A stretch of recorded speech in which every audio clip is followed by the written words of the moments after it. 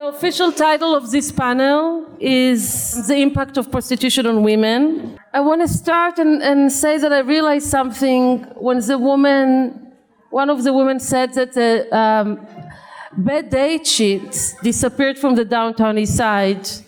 And I think it's not coincidence that they disappeared once the VPD developed a policy that says that that sex work is a consensual exchange between two consenting adults.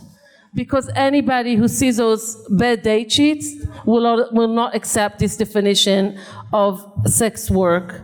We have a spectacular panel of abolitionist women, mainly frontline workers, who will bring what we're hoping today to focus on are two elements. The conversation in Canada is very complicated.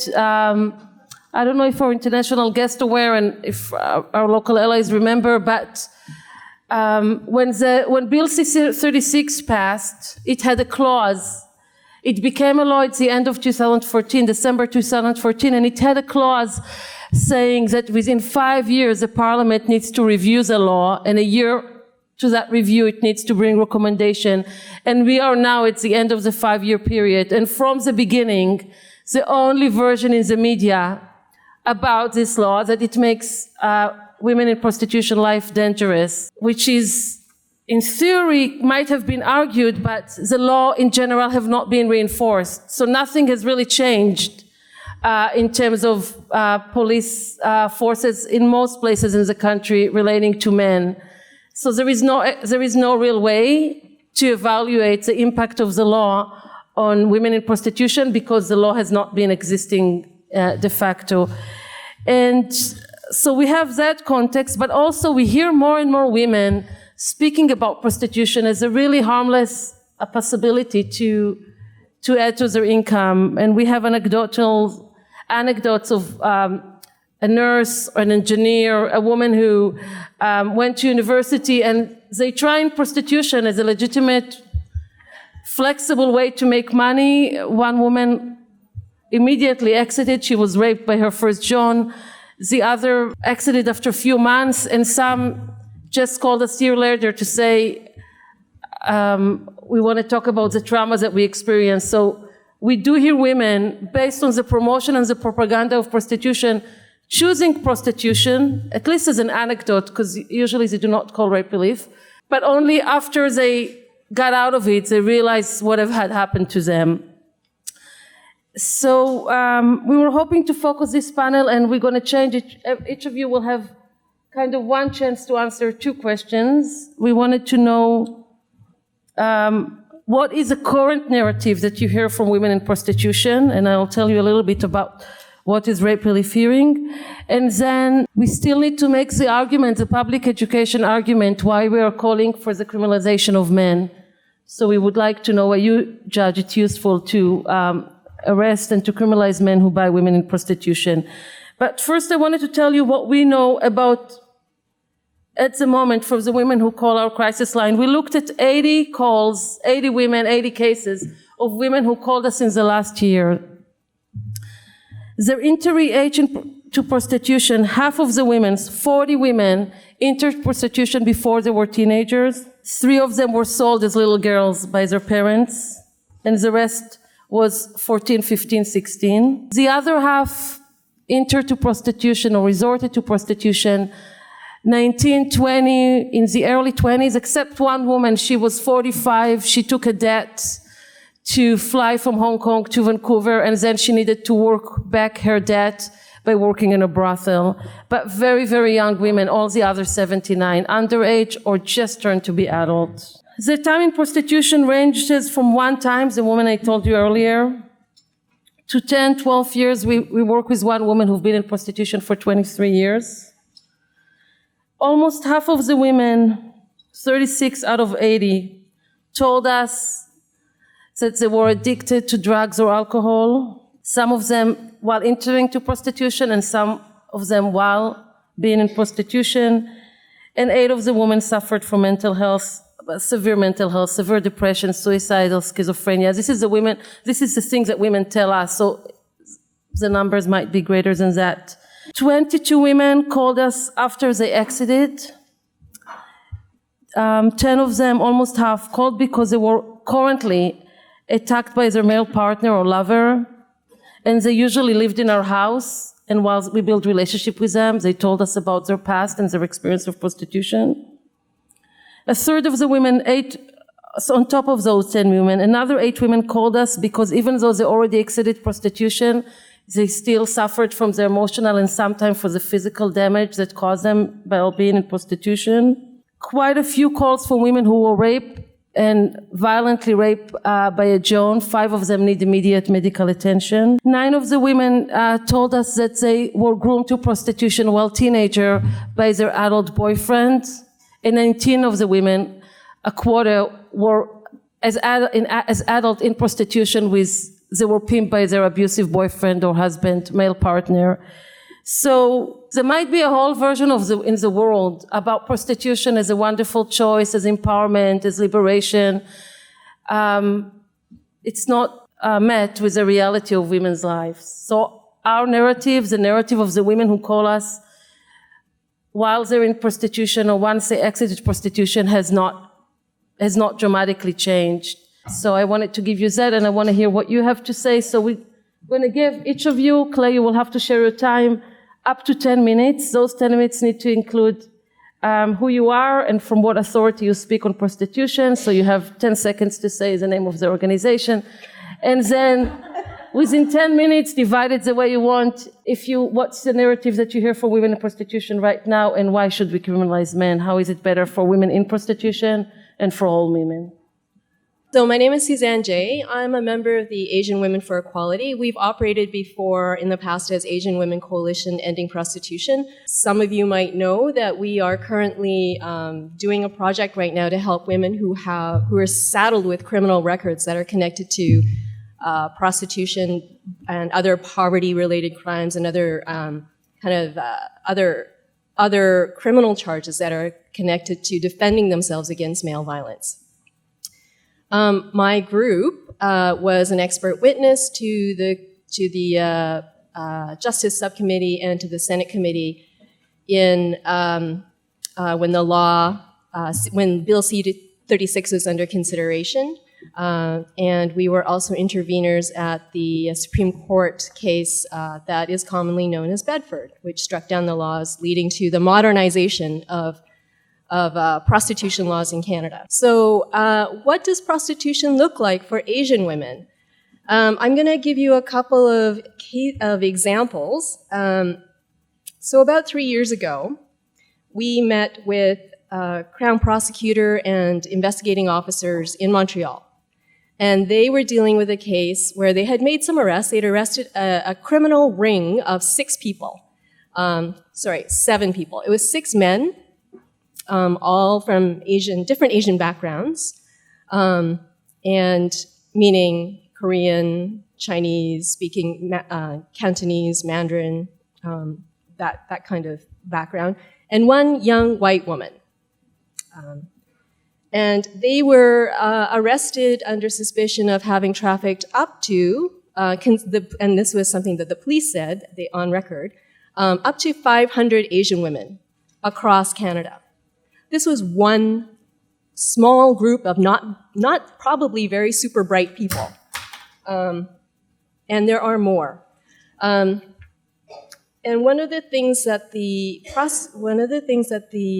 police officers mentioned to us was how surprised they were, how disturbed they were about how compliant the women were. Like they were not chained to the radiator. They weren't behind bars. But they were in the situations where they were being trafficked through brothels and massage parlors and micro brothels, apartments essentially, and houses in major cities across Canada. They would come in on the east coast of Canada, somehow, despite not speaking the language, they would find their way across Canada and then exit out through Vancouver or Victoria. And the brothels that the police told us about, it was very clear that the women not only were doing prostitution, were not only having to have sex with many, many men, behind closed doors in private venues, but they were also living in those buildings. You have to ask yourself, how is that possible? And these women, the profile of the Asian woman who is in this situation is she's not young. She's not a teenager. She's not even 20. The average age is somewhere between 35 to 55. We don't even get to age out of prostitution. But the reason women find themselves in these situations is because their families are poor. The prostitution of Asian women is an international industry. Globalization, economic policies, the fact that we refuse to forgive foreign debt, the fact that we demand cheap products, all of those things contribute to the poverty of these women, contribute to the demands that their families have, the needs that their families have. And it's always the women who are the ones who are going to be sacrificed. It's always going to be the mom who goes out to get the money. And it's always going to be her mom who stays behind and takes care of the children. And that's how, I think that's the only way I can describe the story so that it sounds more human, more humanly understandable about how a 55-year-old woman winds up giving blowjobs and handjobs and being sold as a lunchtime special to a businessman. Why men like Robert Kraft get away with considering this to be a sort of a service for them, a fun time service. So I'm going to wrap up by saying that several of the reasons why we believe men should be arrested for prostitution is because several people today have talked about trying to educate children at the school age level, and they've talked a lot about getting to boys and girls before they become adults. What I'd like is for people to consider that all of society, our communities, our society, what we see around us is the education that we get about how the world is supposed to be. And right now, because women are not supported to stay out of prostitution, women are not supported to exit prostitution, and men are supported to access women as though it is their right, that's the dynamic that we have to change. I'll close there.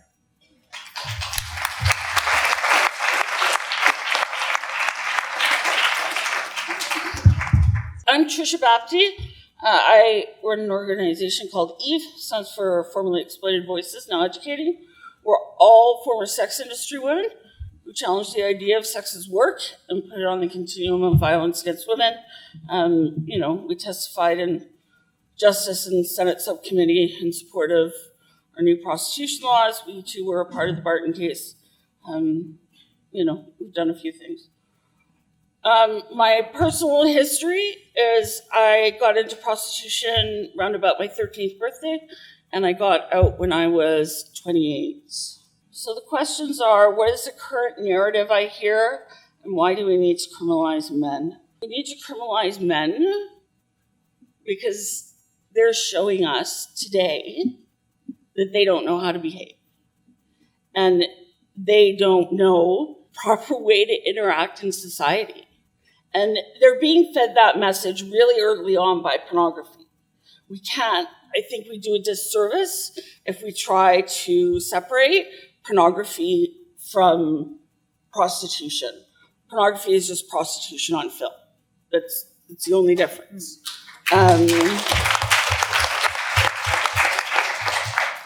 The current narrative is the same narrative that I said when I was a teenager, that women said 50 years ago when they were in prostitution. We're poor. We have children to feed. And no one is providing us another opportunity to make material differences in our lives. I dropped out of school in grade 7. I was apprehended, so The government became my, for all intents and purposes, parent, and they did nothing to stop this train. They still do nothing to stop this train. We need guaranteed livable income. We need women to be believed when we're saying we're being abused in our home. People need to stop ignoring the conditions in which women live. We see it because we're attached to each other, trying to change it for each other. But we live in a culture that lives in TV. We live in a culture that lives online. And it's very easy to hide the realities if you don't want it being seen. And it's really easy to hide those realities when you include sex in it. You can just put sex in it and everything is gone. And I think we need to be thinking about that. So I don't think the narrative has changed. I think it's still the same. I didn't want to be a prostitute, but I had a baby to feed. I was addicted to feeding that baby. I got addicted to drugs because of the shitty things that happened to me when I was trying to feed my baby. And I think we need to not let this ridiculous idea that sex can be work taint the reality of what it is. Just because a few privileged women who usually have a lot more choice than other women say we want to do that, do this, that is a narcissistic, individualistic idea. I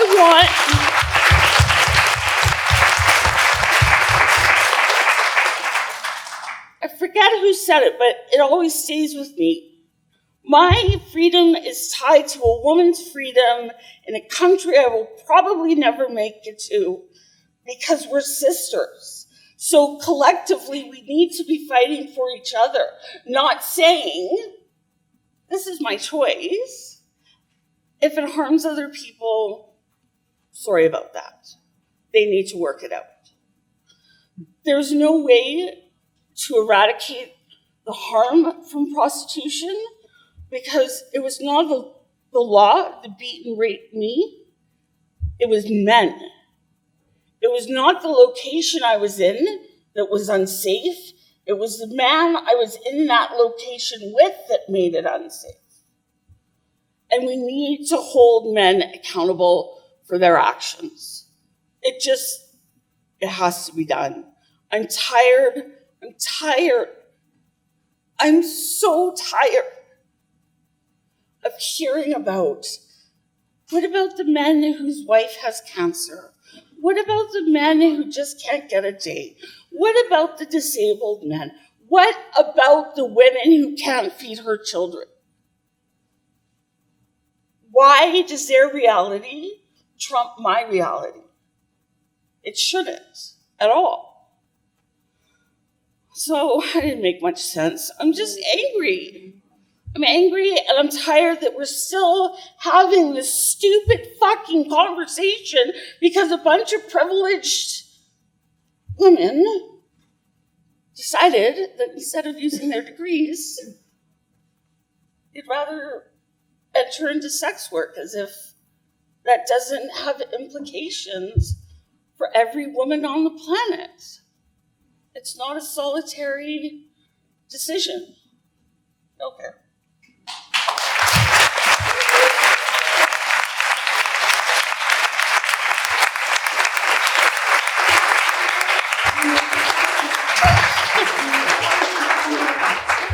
Hi, I just found out I only have 5 minutes to present, so I'm going to try to go as quickly as I can. My name is Natalie. I'm a frontline worker at La Clé in Montreal. We work with prostituted women who are in the industry and who have exited the industry. I'm going to talk about the narratives that we hear. I'm going to try to do a brief resume. We work with women who independently enter the industry. to survive poverty, to pay for drugs, to survive. We see these women in street prostitution, massage parlors, strip joints. Oh, I'm sorry. Much closer? Okay. So these women enter in street prostitution, massage parlors, strip joints.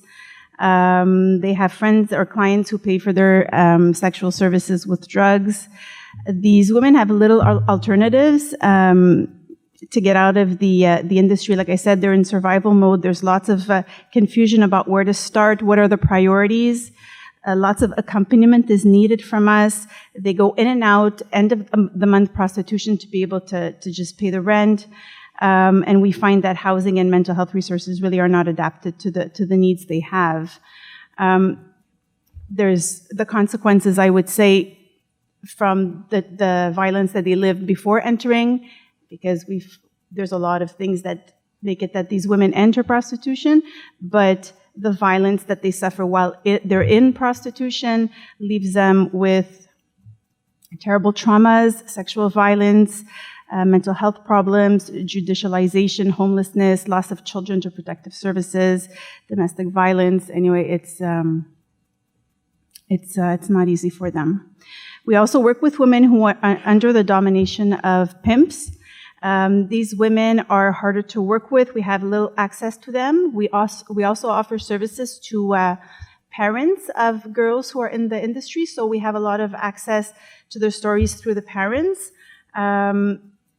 So some girls do come, even if they're under the control of their pimps. They still come to La Clay and meet with us. I'm just going to read. It's hard for me to concentrate, but I'm just going to read like one quote that I made about a woman sharing about her situation. So this woman who was ambivalent about leaving, because she's very scared of her pimp. He's a member of a gang, and he threatens her. But she still comes to La Clay. She still participates in meetings, and thinks about how she can get out. She mentioned last time that she had just calculated that in the last year she had slept with 700 men, and she was just beside herself. And she did this calculation in front of me, and she's 19 years old, and she said, like, who else is going to want me? I may as well just stay in this situation. A lot of shame, a lot of fear. A woman who was able to free herself from her pimp and press charges describes that finally everything in society pushes women into prostitution. She herself was a victim of incest. She sees also the hypersexualization of women and pornography everywhere, even in her own home today, with her roommates and her current boyfriend. Sometimes she even gets tempted to return in the industry on her own terms because she feels it's just too hard to fight against a whole society who shows her that is all a woman is good for. One more that I wanted to share. We're seeing a lot of young women and students who enter the industry independently to finance their studies and the lifestyle they aspire to. They're also kind of curious, so they will opt for sugar daddy type of clients or more luxury escort agencies because they say, oh, it's less dangerous, it seems less like prostitution. They're attracted by the thought of easy money, the feeling of satisfaction when being desired by men, feeling a sense of power over them because they have felt powerless so many times in the past. I'll end on this. Others describe when they get paid to do something.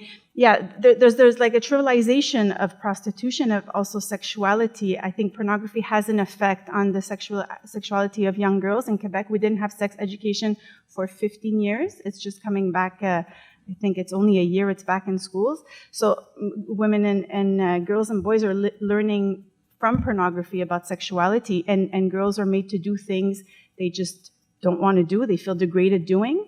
The pleasure's focused on the man, just like in pornography. And so this also has an impact on their decisions. They basically can choose to just get paid for something they don't enjoy doing anyway. So why not just get paid for it? This is also a factor. The consequences are the same for me, whether they've been in luxury escorts, street prostitution. The consequences are the same. The women who have exited, we have women who have exited for over 10 years, 15 years, still suffering with the consequences of the violence endured in the sex industry. I mean, just the fact of having sex and non-consensual sex is a violence in itself. So, thank you.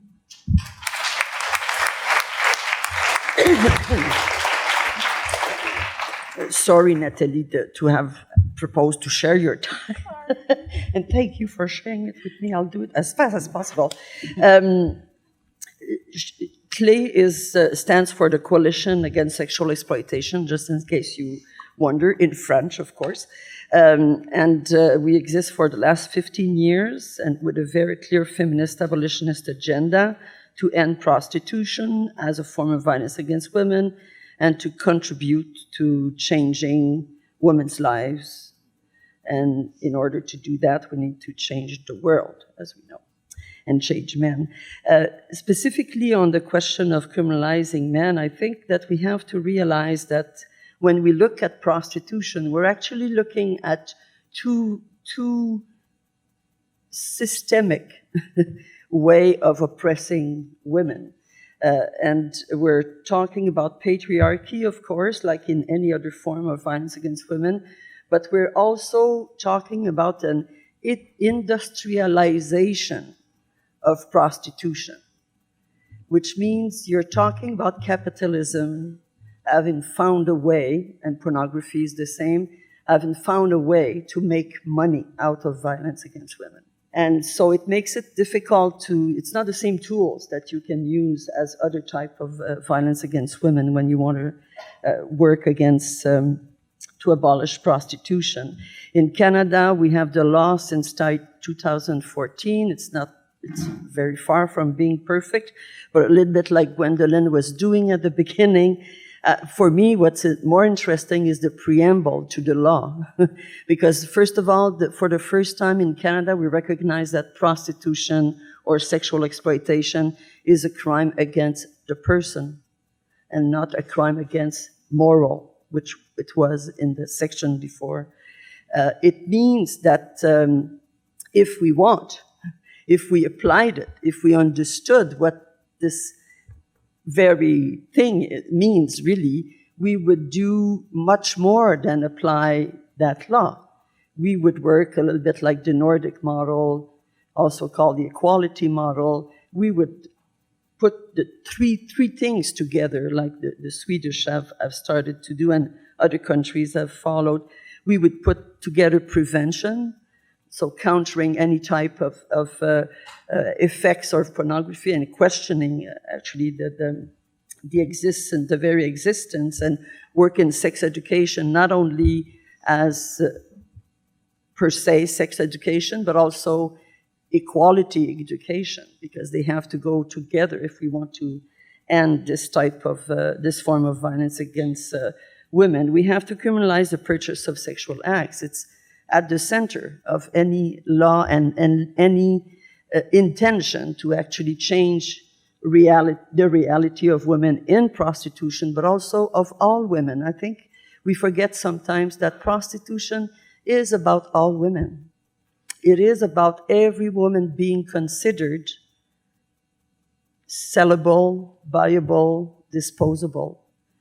And we have to, of course, the voices of survivors is very, very important in the work that we do, but we always have to remember ourselves that any woman in this room could have been in prostitution.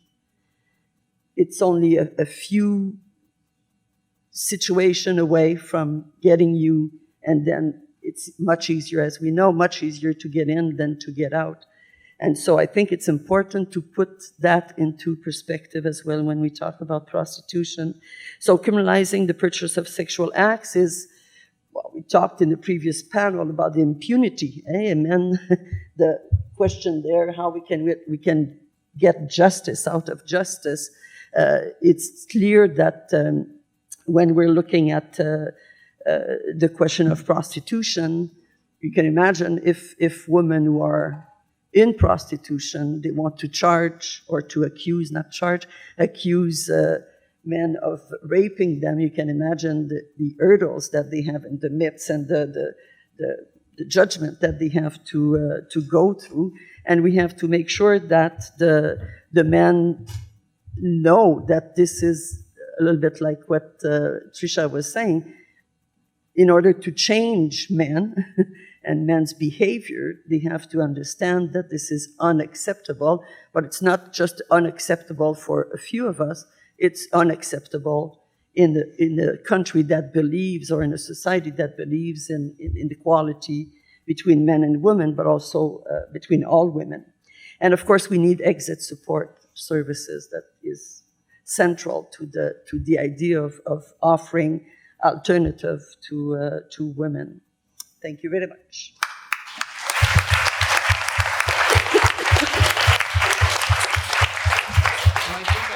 You know, I always begin to say I'm a survivor of prostitution. I was in prostitution for a number of years. And like Deanne said, it's something it's so easy to get into and so difficult to get out. You know, when I left, I had to hide. I had to recreate my entire life. And actually, I was poorer getting out than when I went in. Okay, so, you know, so I understand the difficulties. So consequently, I founded an exit program in my community in Boston about 15 years ago. And 3 years ago, we opened up one of the few survivor-led emergency housing safe home programs. So this kind of allowed me to talk to like hundreds of women, all right, and get to really know them. I spent time with them, and it was an honor to even hear their story. But, you know, sadly, I realized, though, how things have changed.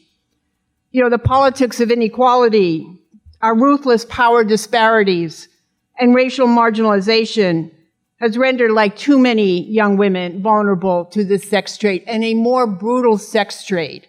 And I say this because I know I was in decades ago, and I've seen how violence has escalated. And in the past decades that I was caught up in prostitution, this is the thing though, you know, here I am in this feminist conference, right? And I see these like posters, and I've heard you today, which was very inspiring. We don't have this in the US.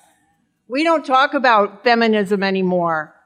And, you know, which gives me great hope here. But in my community, we watered down any feminist analysis, erasing women's struggles and spaces.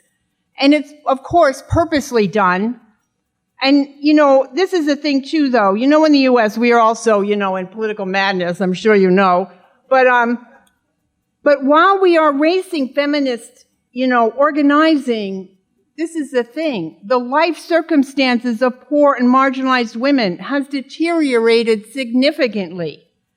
And I'm a witness to these changes. You know, we live now in a market culture that's not even sustainable. We are in a use and abuse culture.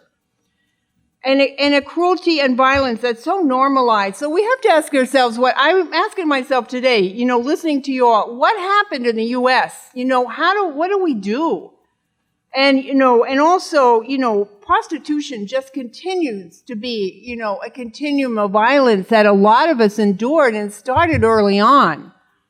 But I have to say, for all the women I've met, their stories have changed. And that this has given me like much more sort of like, as Tricia said, just anger and really wanting to do something here to change the root causes of what's going on. At the same time, while we are not allowed to use women as in reference to or feminist analysis.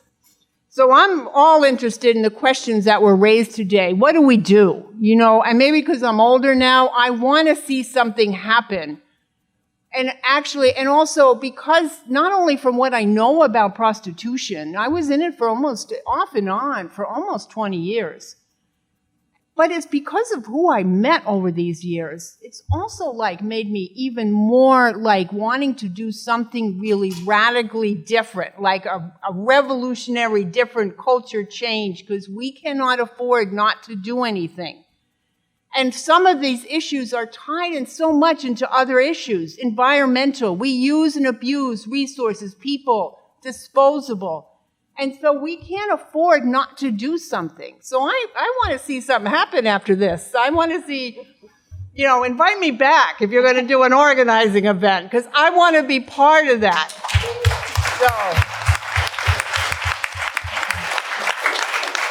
maybe I'll close on that, because I just feel like I speak for all the hundreds of women I've met. I really do. And you don't hear their voices anymore. You don't. They're the most marginalized, racial marginalized people. And I have to say, even in our country, 50% of the people that have come through have been rendered homeless at 18, come out of the juvenile justice and systems. Okay, cut off, socially abandoned. And these are unacceptable circumstances. So, let me know when that revolution happens.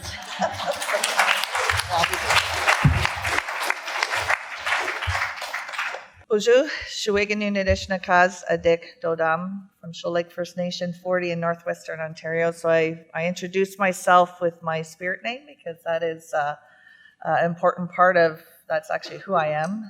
Love Eagle from the Caribou Clan. And I acknowledge the territory in which I am currently on. I acknowledge the traditional territory I live, which is Treaty 1 in Winnipeg, and my traditional territory, which is Treaty 3, where the First Nation I have the privilege of belonging to acknowledge Treaty 3. So, and my English name is Diane Redsky. I have been working on the issue of sexual exploitation through a grassroots community movement, a community essentially in Winnipeg, Manitoba, of many Indigenous leaders, many grassroots leaders as well. And this goes back into the 90s. And so I started working for an organization that I work for now called the Mama Wichita Center. And yes, I did lie to get the job, but I got the job.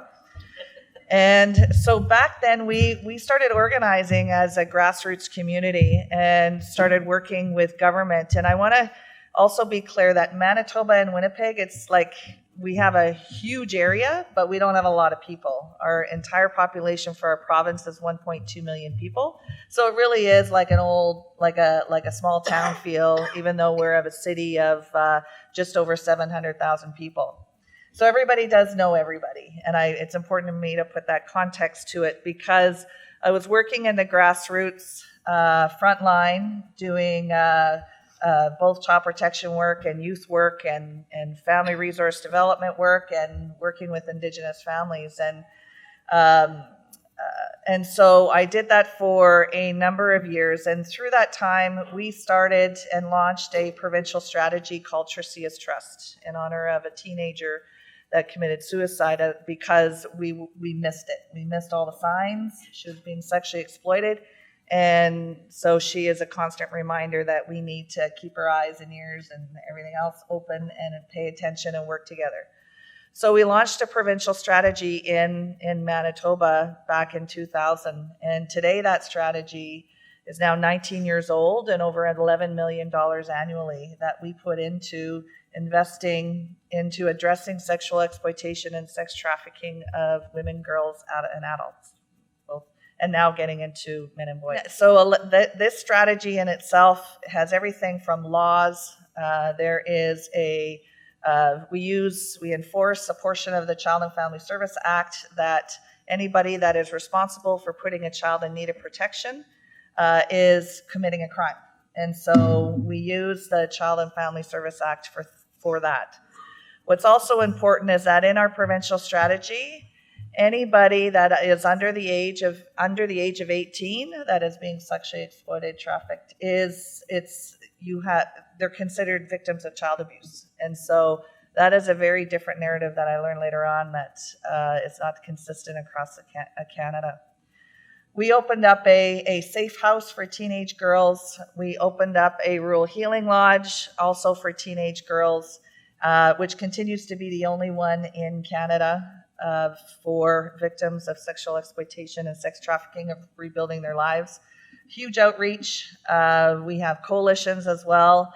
And we have, what's also critically important throughout all of this is we have an experiential advisory committee. In fact, it's a portion of government policy that survivors must be at every single table throughout the Tresias Trust strategy. So how we do that is we created a not only a number of tables, but a support system, but also there is a number of education and training programs to help women and girls rebuild their lives from that victimization. So did a lot of work with police, a lot of work with media around messaging, because we see this as it's sexual exploitation. That's how we describe it. You don't hear in Manitoba words like sex work or sex trade, because we've done a lot of work in the area. It hasn't changed the numbers and the victimization and how it looks. So I would agree with everybody here that this is, even though we've done all of this work in our little itty bitty province,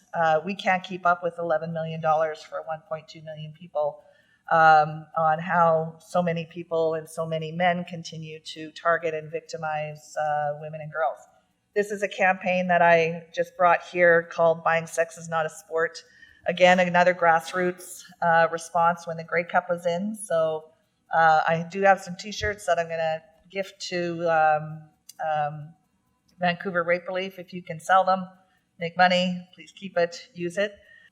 We've been doing all of this work in Winnipeg for a number of years. And then in 2011, I was asked by the Canadian Women's Foundation to lead a national task force on sex trafficking of women and girls in Canada. So I thought, hey, right on. I thought I assumed every single province had a provincial strategy. I assumed everybody was all hands on deck because this is like violence against women.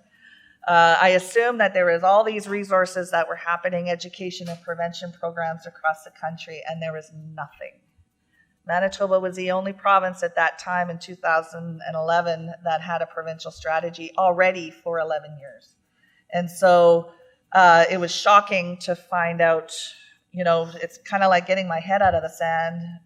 Going across the country, did I realize that not only was there nothing happening in terms of how government was funding and everybody kind of working together, but it was the polarization started rearing its ugly head, and that always just surprises me because it's simple. It's violence against women, and some privileged people end up get the mic and get the attention and have the resources to say whatever they want to say. But the people who are really being impacted by this, which is the majority, don't have a voice and don't have a say. And that is what I have learned not only across the country, but doing this work for a long time, is that this only benefits a few. And it harms a whole society of women.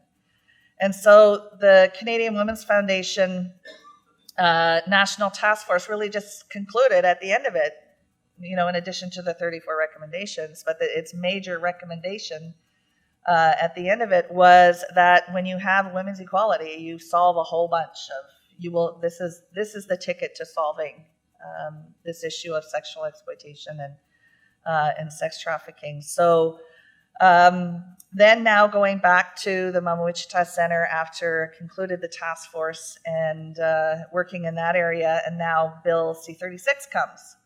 And, you know, we're a small community, so I know where to get a hold of our government people. We just, you know, we trained up and got our Attorney General all prepared and then sent them off, you know, to do presentations to the House of Commons to talk about in support of Bill C-36 and how as a government and as a provincial government in Manitoba, we have the position that it's not prostitution, this is violence against women, and these are sexually exploited women in need of service, and they shouldn't be criminalized.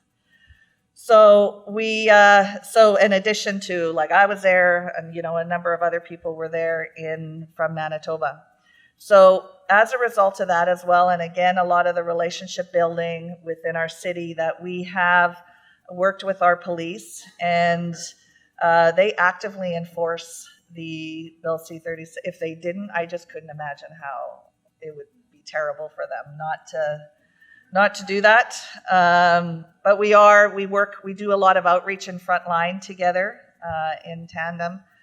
And again, like I said, the relationships are really critical. So they haven't charged a woman, criminalized a woman in Winnipeg since 2013, so just before the law came out.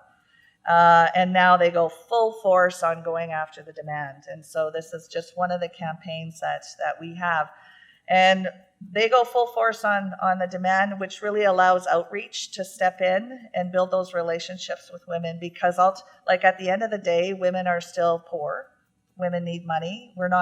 We still have to solve the problem of why some of them have no choice and why some of them are being forced. So it is really, has been really critical that the best people to do that are the people at the front lines that are doing the outreach, building the relationships with women on how to help them rebuild their lives and create opportunities. And so that is what I wanted to bring to this forum today was to reaffirm and support the narrative, the reality of women, and what a little tiny province like Manitoba with some really loud grassroots people, how there can be opportunity to make change in a good way and have some impact. So,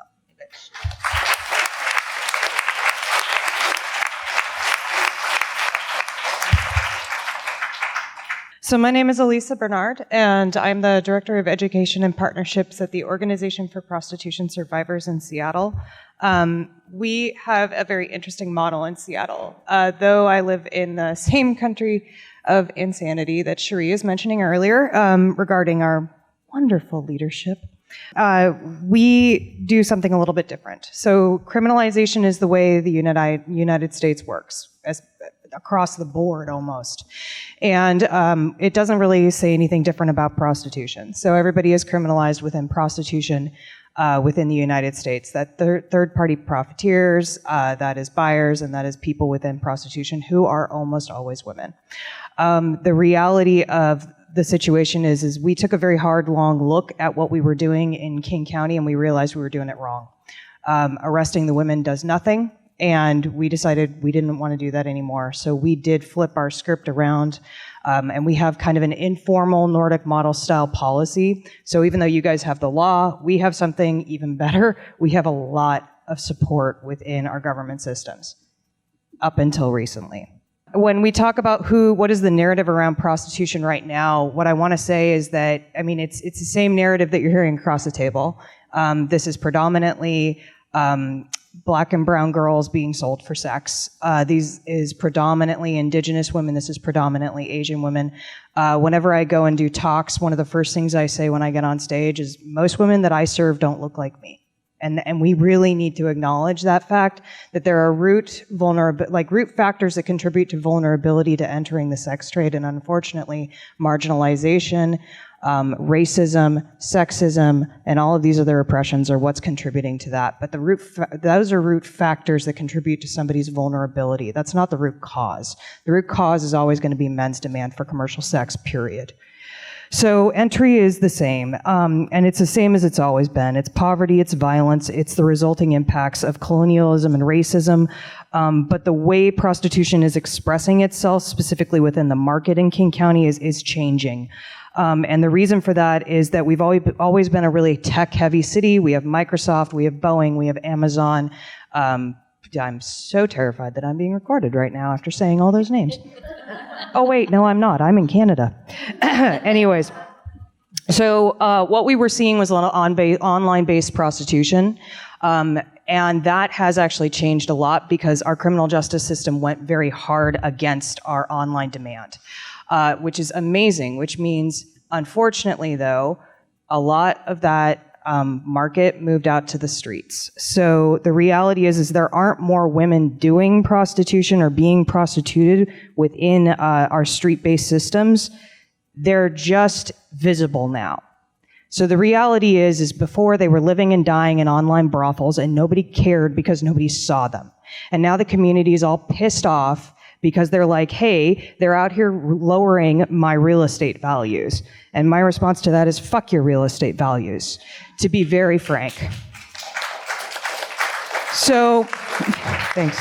The online work on demand reduction is really important, but the problem is that we focused too hard on it. We actually focused so hard on the criminal justice system that we forgot about the survivor services. And the reality of what happens when you do that is the women that are still in the life, because there are women still in the life, there are still girls in the life, they are going to move to another market that we can't reach them anymore. So now they're out on the streets. And now what do? The problem is that we're at capacity. I have currently, not my organization, but another organization that we work with, their case managers have a 3-month wait list. That's pretty average for about everybody within King County. And that's not my city, that's my county.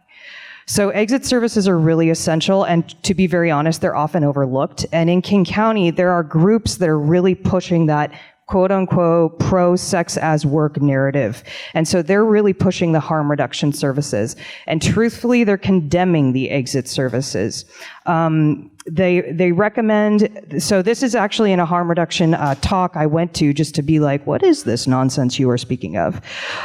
They recommended that women in prostitution give blowjobs instead of sex because it's quote-unquote safer.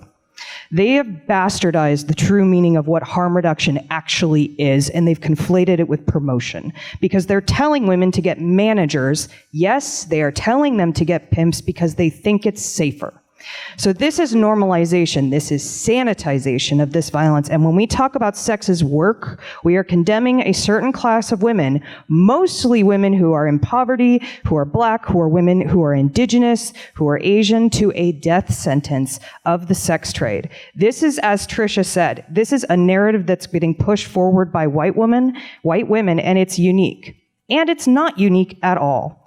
It is the form of lateral oppression that we have seen played out over and over and over again. This is white women that are throwing black women, specifically in my community, under the bus in the favor of maintaining their own deluded, to be frank, Stepford wife, marginally better privileges within the capitalist or patriarchal system that hurts everyone, them included. But funny thing is that those people are actually coming to ops. They're coming to my organization for services too. And then they're condemning my organization because they see us as providing only exit services, because we provide client assistance, not just condoms, because we provide job skills training, not just clean needles. The reality is you have to do both. You cannot just do one, and you cannot just do the other. So to give you an overview, Seattle and King County, we are a very, very white city. Our census indicates that only about 11% of our population identifies themselves as black, yet almost 50% of the cases of victims of commercial sexual abuse of minors are black girls. And the flip side of that number is also really interesting in that mostly those who are convicted of buying sex are white, upper middle class men with above average education. Earlier last month, within about a week of one another, we did a sting on buyers. Our cops did a sting on buyers. Within day one, they caught a guy who pulled up in a Ferrari, and the next week they caught a cop that was working for internal affairs. So the cop, by the way, is on administrative leave. So basically, he's on a paid vacation. So when I did ask about this, and I wanted to challenge this because we need to hold our men accountable, and that's just as simple as it is, I was told that this is the policy of SPD. So this is the policy no matter what. So if a cop is accused of battery, of sexual assault, or of buying sex, they are put on paid administrative leave. They are on a vacation. This is unacceptable, and we need to do more to hold law enforcement and the men in our community, specifically the men who have immense power, we need to hold them accountable. And all of these policies that uphold the state, that kind of patriarchal status quo, that men have some sort of bizarre entitlement to women's bodies, we need to challenge that. So to kind of end on that last question that Hilla is asking, why should we go after men who buy sex? Men are not entitled to women's bodies, period. And we need to hold them accountable for their oppression of women. I agree with Cherie. It's wonderful to come up here. I always love coming to this event because I can speak very fucking freely. And I really appreciate that, because you're right. Feminism in America is bloody watered down. And we will not call it what it is, which is men's violence against women. Right.